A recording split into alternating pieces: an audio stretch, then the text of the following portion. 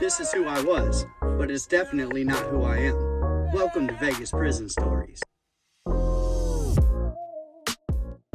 So if you remember, I did the Flanor family story. One of the saddest stories, it is the saddest story from our neighborhood when I was growing up. I have another one that's kind of like that. If you cry during sad movies, this is not for you, I promise. So this is another family tale, another one of those rough ones. In 2001, Eric Newman was arrested and convicted of his first felony charges. It was the unlawful import, transport, manufacture, compound, or sale of a controlled substance. Now that's an awful lot of words just to say a dope charge. So I wasn't able to find exactly what it was or how much, but we're gonna venture out there. We're gonna say it was a good amount of whatever it was, because Eric was given a 2 to 5 suspended sentence and his first probation of 3 years. Now, Eric, he manages to make it through this probation, only a couple of snags here or there, but he actually does his probation, gets it off, right? Go on about your life. No, not Eric. 2006 rolls around. Eric Newman finds himself caught up again. This time, it's nothing small. It's a really major case. Eric, along with 4 other men, were charged with 2 counts of conspiracy to commit a crime, 2 counts of robbery with the use of a deadly weapon, 1 count of murder with the use of a deadly weapon, and 1 count of first-degree arson. This is not a good look. This is one of those make-or-break cases. Now, Eric's bail was set at just $50,000, and he's put on house arrest and sent home. Now, the one thing I did find out about this case is only 1 person was ever convicted in this case on any deaths, and that man only got 2 counts of involuntary manslaughter. So obviously, whatever had gone down wasn't an open and shut murder case like they had them all in the beginning charged with. It had to have been something else. Now, Eric took a plea in this deal. He took a plea for 2 charges. He got conspiracy to commit a crime and robbery. Now, somehow he managed to get himself on probation again, probably because he had done his probation on the last go-round. So they figured, okay, he's obviously going to program, we'll give him probation. Well, not this time.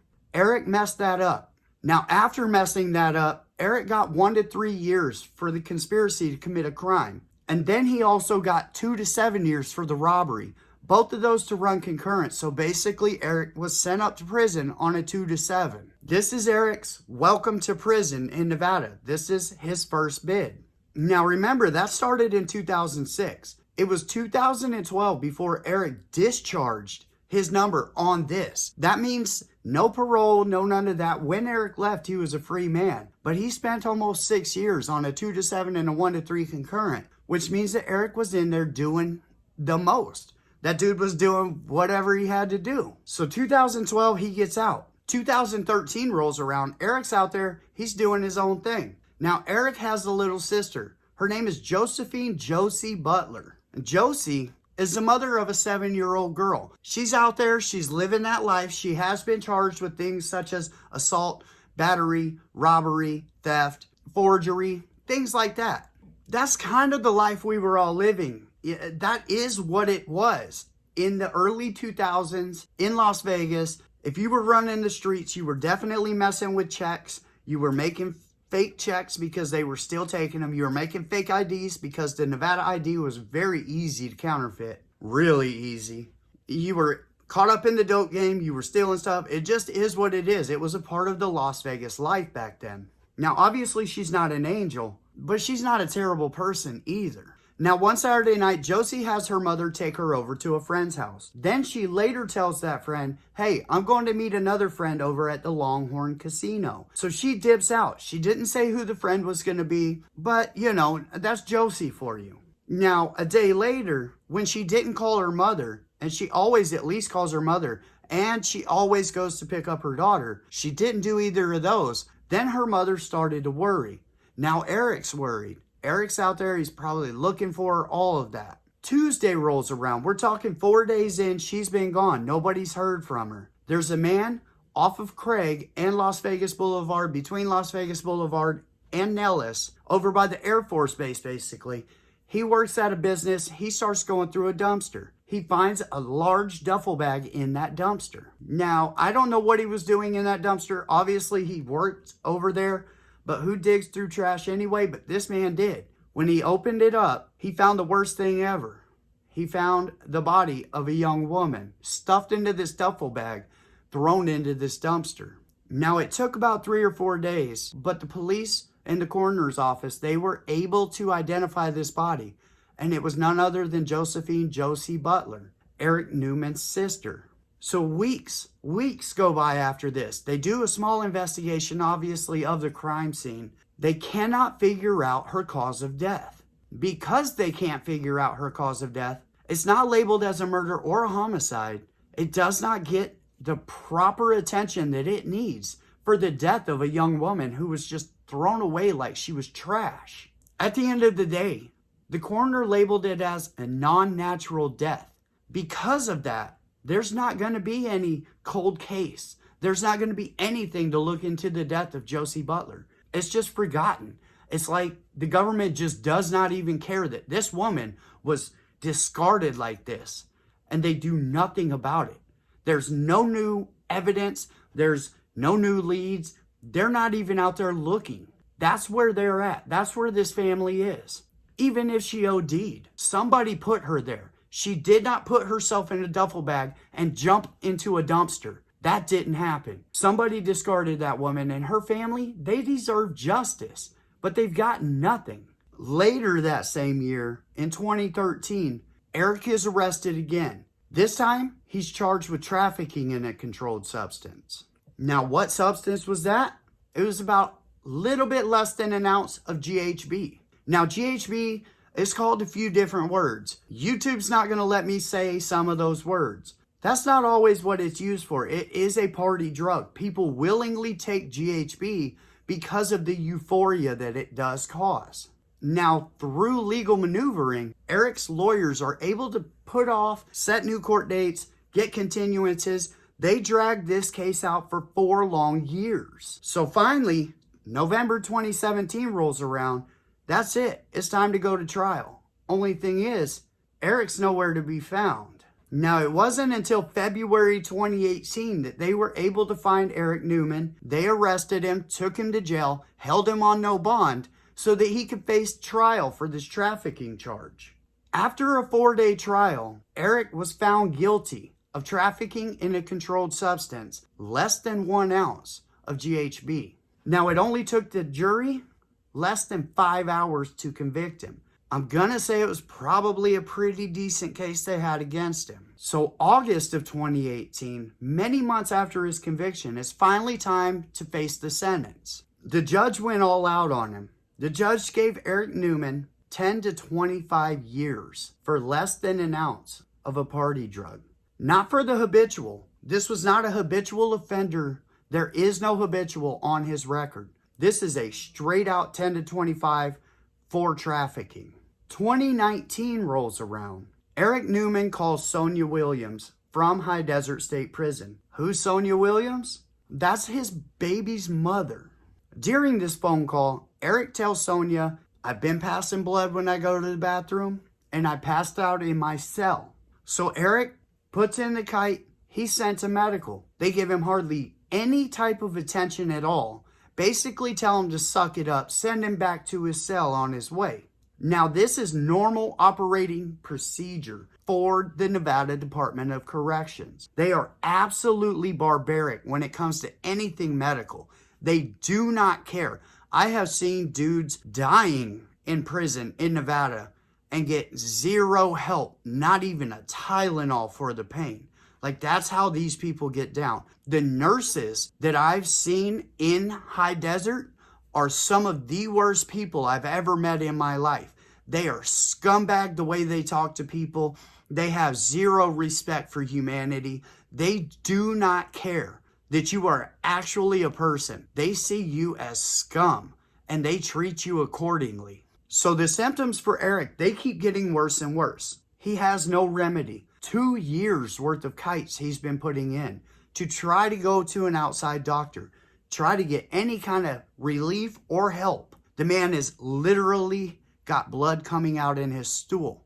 and he had 2.5 years of kites in, and he had to go man down for them to actually pull him out of there and transfer him to a hospital.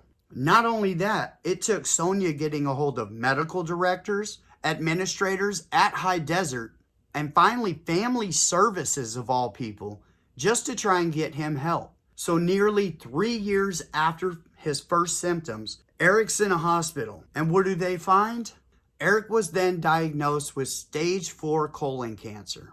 Not only is it in his colon, it's in his lung, his bladder, his kidney. There's no help. There's nothing that anybody can do for Eric Newman. This man is serving 10 to 25 years, and literally he's going to die. I have to believe that they could have helped him.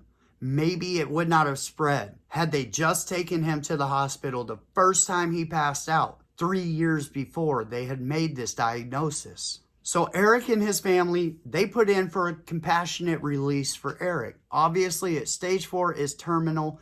Can he come home with his family and die with some dignity with his family around him?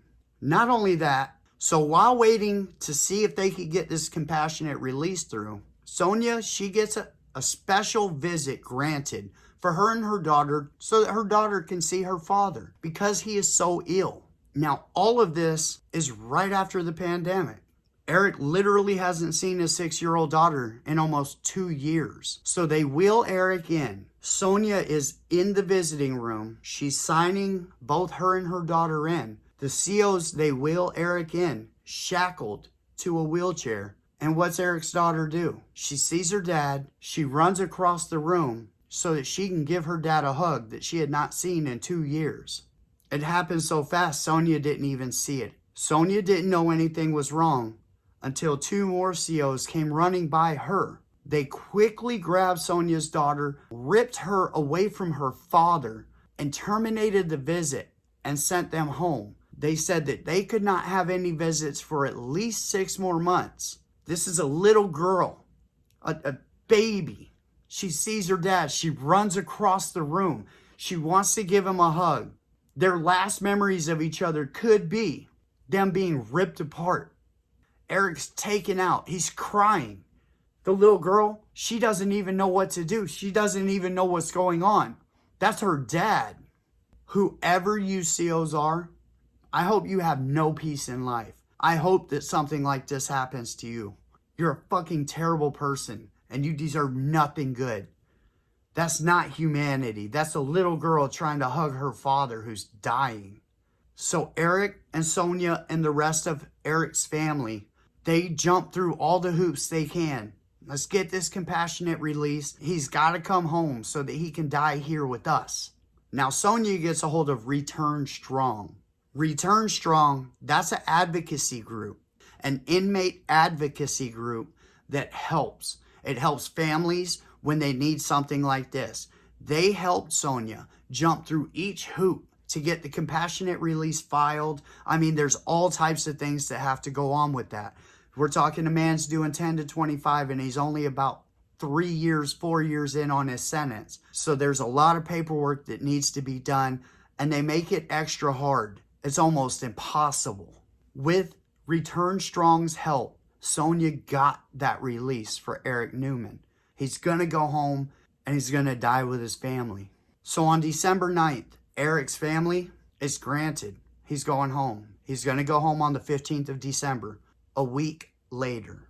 Now on December 10th, the Nevada Department of Corrections was supposed to get in touch with the county commissioner's office about the release. They were supposed to notify them. That is, NDOC is supposed to do this. And he can't get out without it. What do you think they did? They failed to put that in. They failed to notify the county commissioner about his compassionate release. And that put a new 45-day hold on Eric. Now Eric, near death, has got to try to make it 45 more days so that he can actually hug his daughter the right way and not be ripped apart by savages. December 13th, 2021. Sonia gets a phone call from the Nevada Department of Corrections. Nobody gave a name. Nobody said anything. All they did was ask her, is this Sonia Williams? And when she said yes, they said, Eric Newman died this morning at 6 a.m. in the infirmary at High Desert State Prison. Eric Newman was 45 years old. Now, Sonia, she wasn't done. She fought to get his medical records. She wanted everything. What did she find out? In the entire 9 months that Eric had been in the infirmary of High Desert State Prison, he had gotten 0 IVs. Not one. 0 hydration for a man who is dying of cancer. He had almost no nutrients in his body. All they found was painkillers. All these people did was keep that man doped up enough for his body to stop. There was no food. There was no water. She also found out that Eric Newman hadn't died at 6 a.m. He had died at 11 a.m., 5 hours after they said that he had. They also said that mysteriously he had put in a DNR, and that's why they did not try to resuscitate him or give him any type of medical treatment while he was laying there suffering and dying. She was also told by his caregiver that one of the nurses actually looked over at Eric and said, "Won't you just die already?" Now, I don't know if that's 100% true. If it is,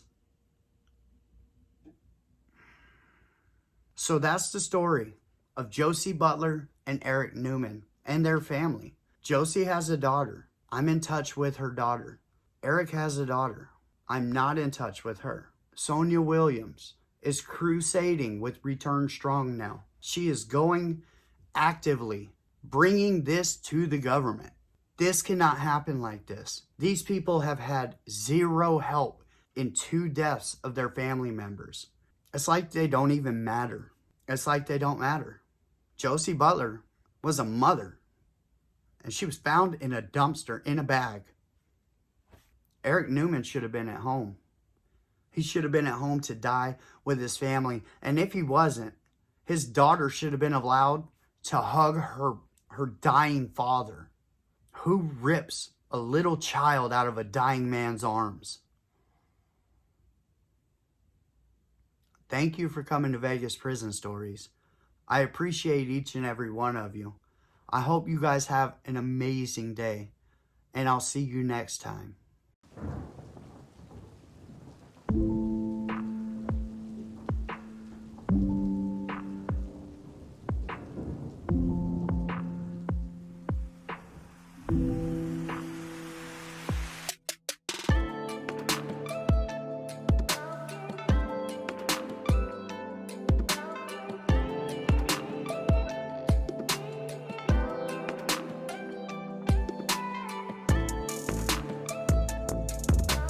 On Eric's 45th birthday, a little over a month after being diagnosed and after a year and a half of not seeing him due to the pandemic, my daughter, who was 6 at the time, and I entered the visiting room. As I signed in at the front desk, my daughter saw her very ill father, handcuffed and shackled to the wheelchair, and she ran to him and gave him a hug. It happened so fast, I didn't even realize she had run to him until I saw the guards rush past me. There was no contact rule at that time, but the policy said that if children were being uncontrollable, they would have to leave. But she got no warning, and we were forced to leave. Eric was crying, and Jason was just confused.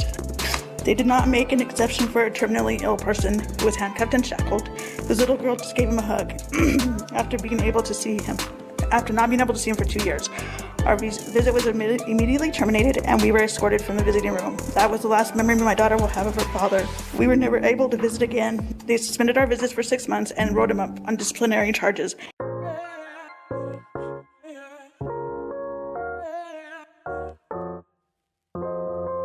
This is who I was, but it's definitely not who I am. Welcome to Vegas Prison Stories. I don't even like doing stories like this, guys. Like it fucks up my whole head, man. The reason this one took me so long, I've been working literally on this story for months. You have to wait for a good day to be able to go through this. When I think about his 6-year-old daughter, man, and them yanking her away, it breaks me, bro. I can see it. I can see it in my mind. I can see the vision of it happening. Whoever you are, you sorry piece of shit COs, I hope your family is yanked away from you when you're dying. I hope you're yanked away from your family when they're dying. I hope nothing good for you. I hope bad thing, and I don't like to do that. I don't like to wish bad. Their family, it's not these scumbags' family's fault that I'm sitting here wishing bad things to happen to them just so that their family member who's a piece of shit can feel that pain. But I can't help it. It's who I am. Fucking sorry pieces of shit. And Brazzy, I'm sorry. I'm sorry. I'm sorry that you have to feel this pain of your mother. That's fucked up. And Sonia and your daughter, I'm so sorry that you guys had to. It's not right. Nobody should have to witness shit like that and go through that. That's fucked up. All right, guys. I'm gonna go. I don't know. I'm gonna go watch something. Hopefully change my mood up a little bit, because this one is a tough one. Man, what a rough one. All stories can't be great ones. I hope everybody sees. I hope everybody sees what the Nevada Department of Corrections really is, because this is who they are deep down. This is the best way to show who they really are. Have a good one, guys.